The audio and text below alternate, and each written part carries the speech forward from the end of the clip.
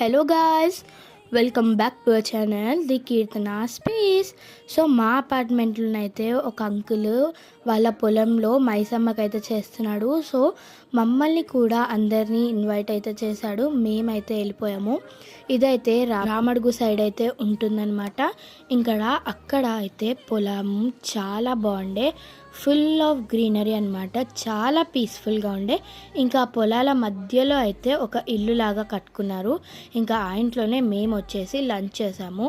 ఇంకొక దగ్గరికి వెళ్ళాము. ఇంకొక వ్లాగ్లో వస్తుంది. Bye guys.